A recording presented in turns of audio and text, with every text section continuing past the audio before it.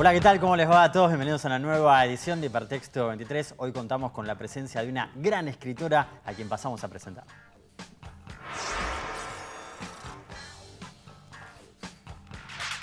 Hablamos de Liliana Hecker, que es novelista, cuentista, ensayista y también crítica literaria. Compartimos una frase de su relato De lo real. No tenía más que captar un hecho, advertir una imperceptible fisurita en la realidad. Muchas gracias, Liliana, por estar en Hipertexto. Un verdadero gusto. Encantadísima. ¿Cómo estás, Juan Pablo? Muy bien. Y pensaba, bueno, esta frase que empieza a hablar un poco de lo que es tu poética, ¿no? Esto de escribir a través de las fisuras de la realidad, me parece que se puede ver en casi toda tu obra, esa intención, ¿no? Por lo menos lo que sí me importa es encontrar la fisura en la realidad, mostrar que no es tan edulcorada y grata como se suele presentar, sino que aún en las situaciones cotidianas suele colarse la normalidad, la demencia o ciertas pequeñas catástrofes. ¿A partir de cuándo empezaste a descubrir que la realidad no era tan, digamos, continua como uno pensaría en primera instancia? Creo que desde que tuve conciencia. Creo incluso que cuando era muy chica, y tengo mucha memoria, quiere decir que tengo recuerdos aún de los 3 años, aún me parecía más pavorosa de lo que me pareció después porque no tenía herramientas. Claro, después, claro, gracias a la literatura, con todas esas fisuras y esas resquebrajaduras, pude crear objetos. Cuando tenés 3 o 4 años y te parece que la realidad no se acomoda a como debería ser, solo está el terror. Y solo nos salva el lenguaje ahí, ¿no? Las palabras, de alguna manera, y a veces que ni siquiera alcanzan, ¿no? No, es decir, creo, no sé si alcanza. Creo que la literatura, supongo que el arte en general, pero lo mío es la literatura, lo que tiene de maravilloso es que aún con las situaciones más conflictivas, más angustiantes, podés crear algo que está destinado a los otros. Y eso creo que es un privilegio. Sí. Liliana, antes de ingresar en lo que es el mundo de la literatura, empezaste por la física, ¿no? Que también es un tema muy, pero muy interesante. Si bien no terminaste la carrera, yo creo que quedó un poco esa impronta en tu obra, por ejemplo, en el título de una de tus novelas, Zona de Cribaje, ¿no? Contanos un poco cómo fue esa experiencia de haber ingresado en ese mundo. Bueno, digamos que no fue tan prolijo como aparece en tu relato. No fue tan lineal. No, para nada. En realidad, desde muy chica tenía mucha facilidad para las matemáticas y al mismo tiempo me fascinaba inventar historias y escribir. Vale decir que ambas pasiones se fueron desarrollando de manera diferente. Te diría que lo que se valoraba en mi casa es que fuera muy buena para las matemáticas. Mi hermana y yo éramos muy buenas para las matemáticas y eso era muy valorado. Y leíamos mucho y eso parecía natural. Sí. Cuando tuve que elegir una carrera nunca dudé que iba a ir por el lado de las ciencias exactas. Y al mismo tiempo, cuando tuve que decidir qué quería hacer, lo que hice fue buscar una revista literaria. Fueron 2 hechos simultáneos. Yo, a los 16 años, cuando terminaba la escuela normal, ya había hecho todo el curso de ingreso a exactas. ¿A los 16? Ya lo había, sí, porque yo hice el 5º año a los 16 años y en esa época se podía hacer.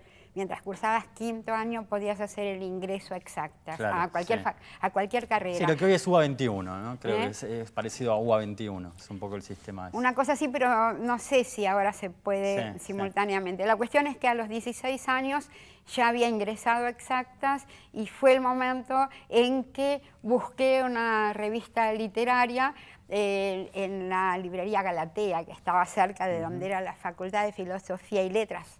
Los dueños eran 2 franceses maravillosos. Y había un kiosco que tenía revistas y yo las iba revisando y me parecían o reaccionarias o aburridas o ambas cosas, hasta que encontré una revista que se llamaba El Grillo de Papel. El primer número tenía en la tapa un cuento muy impactante, El marica, de un desconocido total, Abelardo Castillo. No me decía nada su nombre, ni se lo decía a nadie.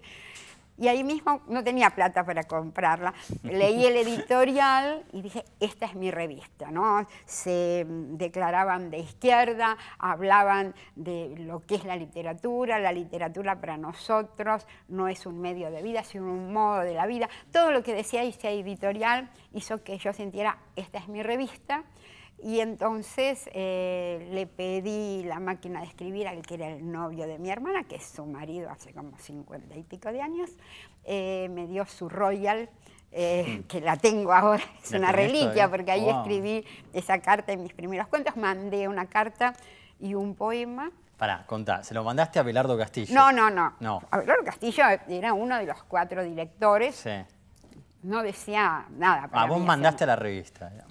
La revista tenía un pequeño texto que decía que invitábamos a los jóvenes narradores y poetas a mandar nuestras cosas. Yo dije, es lo mío. Así que se lo mandé a la revista, a Masa 1511, sí. Y me fui de viaje de egresada a Mendoza, es decir, tampoco tenía muchas expectativas. Cuando volví, me llamó uno de los directores, tal Abelardo Castillo, y como yo vivía en Almagro y el diagramador de la revista, Leandro Ragucci, también vivía en Almagro, Abelardo tenía que ir a verlo, nos encontramos en Las Violetas, que fue un café que atravesó mi historia, Las Violetas. Hermoso, era ¿no? el café de mi barrio, cuando iba al Cine Roca con mis amigas de chica, iba a Las Violetas, y ahí, bueno, me encontré con Abelardo, yo iba con mi carpeta Rivadavia, con muchos textos manuscritos, y bueno, ahí Abelardo abrió la carpeta, debe haber, nadie lee, lo sé por experiencia, nadie lee todo lo manuscrito que le da un adolescente o un adolescente, pero con un ojo bárbaro vio uno de los textos al que yo no le daba mucha importancia. Yo había inventado un género literario que se llamaba Túngele. El Túngele ese se llamaba ¿Te gustan las aceitunas? Y como a mí me había resultado muy fácil escribirlo, no le daba importancia. Y a Abelardo le gustó ese texto. Ah, mira. Y te dijo eso, digamos. Y me dijo algo que a mí me impactó muchísimo. Me dijo, tiene influencia de William Saroyan. Muy poca gente que yo conociera había leído a Saroyan. Yo lo había leído muchísimo. Era un escritor que yo amaba. Nunca pensé que algo que yo escribía tuviera influencia de hecho, de Saroyan. sigue siendo una ni tampoco referencia, Castillo, ¿no? Que hablaba de Sartre, de Kafka, un montón de monstruos sagrados que yo no conocía. Lo hubiese leído a Saroyan y que se hubiese dado cuenta de algo así, pero debía tener razón. Saroyan dejó una impronta en mí y seguramente tuvo que ver con mi primera narrativa. Bueno, ahí ingresás, ¿no?, al mundo de estas revistas míticas. Ahí ingreso al día siguiente. Claro. Eso fue un 21 de enero de 1960. Yo soy la escritora del 60. Sí. Cuando se habla de los escritores del 60, nadie debe ser tan del 60 como yo. Y el 22 de enero de 1960 voy al Café de los Angelitos, era un viernes, a la primera reunión a la que yo asistía del Grillo de Papel. Y ahí sí empieza un cambio muy fuerte. ¿Quién estaba en la reunión, te acordás? Sí, venía Humberto Costantini, estaba Abelardo, por supuesto, Noldo Lieberman, que era uno de los directores, estaba de vacaciones, en ese momento lo conocía al tiempo, venía Horacio Salas, Juana Vignosi, Roberto Santoro, que fue después un poeta desaparecido. Santoro, me acuerdo de Santoro que estaba haciendo el servicio militar en la Marina, venía con su uniforme de marinero. Después venían poetas como Julio César Silvain del Panduro, donde también publicó Hellman, y Héctor Negro. Bueno, venían muchos escritores. Imagino, Liliana, lo que habrá sido para vos una verdadera escuela, ¿no? Entrar ahí, ese lugar. Sí, realmente fue algo muy importante porque primero se leían cuentos, se criticaban los cuentos y yo empecé a aprender lo que era un cuento en esas reuniones. Vos pensá qué maestros, ¿no? Humberto Costantini, que era el único que había publicado un libro. Tenía su primer libro, de Por aquí nomás. Él tenía 34 años, para mí era un perfecto anciano ya, con 34 años. Abelardo. Ya vos tenías 16 ahí, más o menos. Yo tenía 16, sí. Cuando entré tenía 16, al poco tiempo Sí. cumplí 17 años. Y bueno, en esas reuniones no hablaba, porque en realidad se hablaba de yo había leído muchísimo, muy desordenadamente, pero hablaban de Sartre, de Camus, de Kafka. Yo no los había leído, no había leído nada de literatura argentina. Entonces, después que ellos hablaban de escritores, yo me iba a la librería Fiorentino, que estaba por Caballito, por primera, sí, antes por José María Moreno, por ahí, y le pedía libros de Sartre, de Camus, de Borges, para leer de Art, desesperada. y leía desesperada, sí. Realmente todo ese primer tiempo, yo lo recuerdo así, escuchar hablar de literatura y tratar de ponerme, digamos, de leer aquello de lo que se hablaba. Fue una época de un aprendizaje vertiginoso. ¿Sí? ¿Qué diferencia imagino que debe haber hoy con respecto a lo que es el ingreso de un periodista o de un escritor a través en general de una carrera universitaria, ¿no? Digo, ¿cómo fue cambiando un poco esa situación? Sí, sobre todo la formación, no hay carrera universitaria, claro, para formarse como escritor. Yo siempre, hay mucha gente que sí entre a letras. Yo siempre tuve muy claro que para mí la carrera de letras no era lo mío. Claro, por eso claro. Elegí exactas. Sí. Y que la formación, mi formación como escritora venía por otro lado. Pero sí es cierto que ahora se estudia la carrera de periodismo o se estudia la carrera de editor. Y en esa época creo que uno accedía trabajando. A través del oficio. A través del oficio. Si entrabas a un diario como podías, aunque sea de aguatero séptimo, y empezabas a formarte. Y lo mismo como editor, ¿no? Es decir, empezabas en las editoriales. Digamos, era otro modo de entrar a los oficios. ¿Qué sentiste con la reedición que hizo la Biblioteca Nacional de las revistas? Sentí que, es decir, me dio mucha alegría. Sentí realmente que debía ser un acto de justicia, porque creo que las revistas nuestras, y puedo hablar de las revistas porque fueron obra de un grupo, ¿no? Sí. Entonces, el colectivo, ¿no? Otra vez. Sí, es muy importante. Eso sí, realmente la línea ideológica y ética también siempre la dio Abelardo Castillo. Pero fue el trabajo de un grupo y yo estuve desde el segundo número del Grillo de Papel. Durante todo el Grillo de Papel fundamos el Escarabajo de Oro con Abelardo Castillo y fundamos el Ornitorrinco con Abelardo y con Silvia Iparraguirre. Es decir, para mí las revistas fueron fundamentales y creo que marcaron a mucha gente, no solo lo creo, lo he escuchado muchas veces, marcaron a mucha gente, entonces me da mucha alegría que se hayan reeditado y que gente que no las conoció pueda leerlas. Fueron formadoras de un pensamiento de izquierda, ¿no? Muy fuerte. Siempre fueron revistas de izquierda, ideológicamente de izquierda, de una izquierda independiente. Nunca, los responsables de la revista nunca pertenecimos a un partido político, ni respondimos a ninguna institución ni a ninguna empresa. Siempre pagamos la revista con la venta y rifando cuadros que nos daban los amigos, etc. Con premios en el caso de Abelardo, ¿no?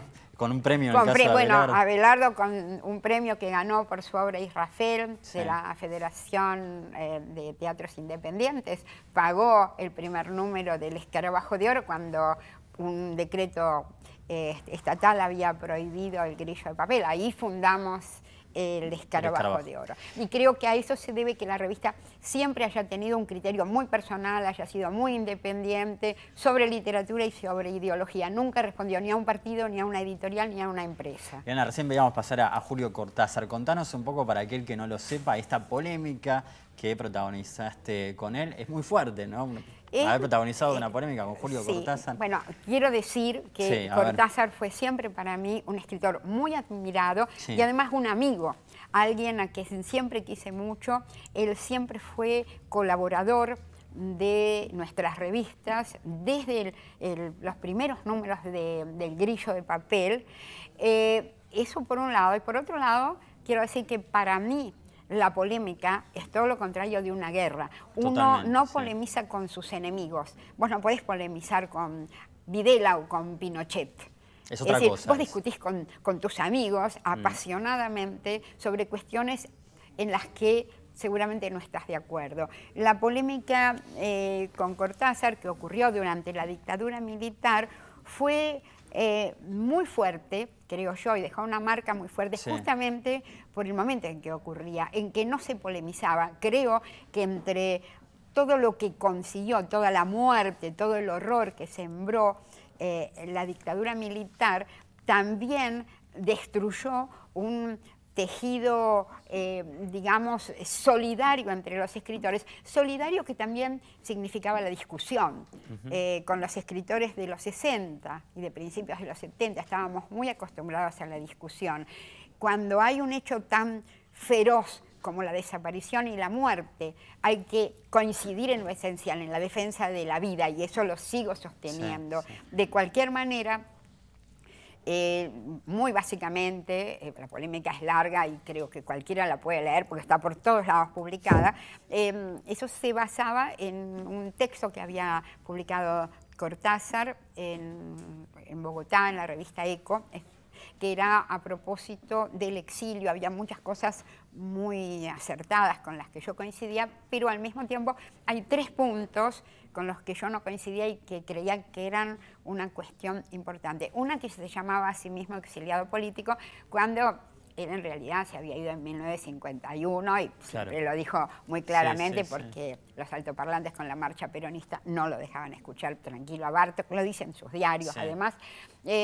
Otra, que consideraba que la cultura acá y la literatura estaban aniquiladas, cuando en realidad no había posibilidad de que él conociera lo que acá se hacía, pero acá había firmas de manifiestos, había talleres, había, digamos,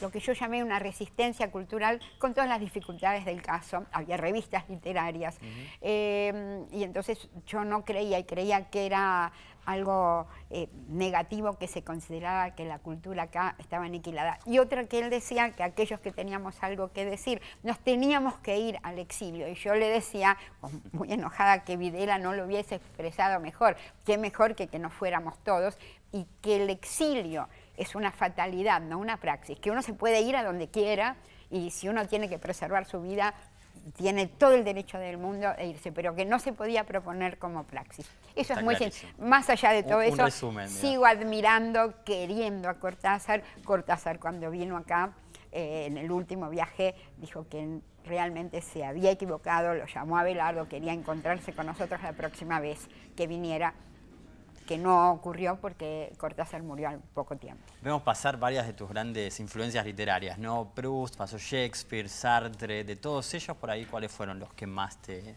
movilizaron a la hora de escribir? Estoy hecha de casi todo lo que he leído. Si hay 3... Están los libros de la infancia, ¿no? Que te marcan muy fuerte, te marcan.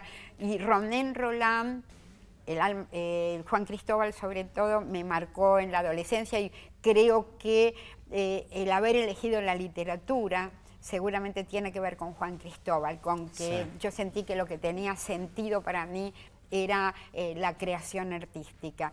Y si hay 3 autores que consolidaron mi visión del mundo, deben ser Sartre, Thomas Mann, sobre todo con el Doctor Faustus, e Ibsen, con cierta concepción de la voluntad que me marcó y creo que me sigue marcando. Te quería preguntar, hay muchas, estuve releyendo tu obra, muchas malas palabras, sobre todo en tus cuentos. Viste que hay como 2 grandes teorías, una es la de Fontana Rosa, que estaba muy a favor, que dice la palabra mierda, no hay ninguna que la pueda reemplazar, y Dolina, que dice en realidad no hay que usarlas tanto porque se pierde como el significado. ¿Vos qué opinión tenés? Bueno, yo creo, por ahí Fontana Rosa las usaba maravillosamente, que yo creo que en literatura no hay ni buenas ni malas palabras. La palabra, cuando en El Coronel no tiene quien le escriba, la mujer del coronel, después de ese acto de dignidad del coronel, le pregunta, ¿y ahora qué vamos a comer? Y el coronel le contesta, mierda. Y ahí se termina la novela. Yo creo que esa es una bella palabra, no una mala palabra. Es una palabra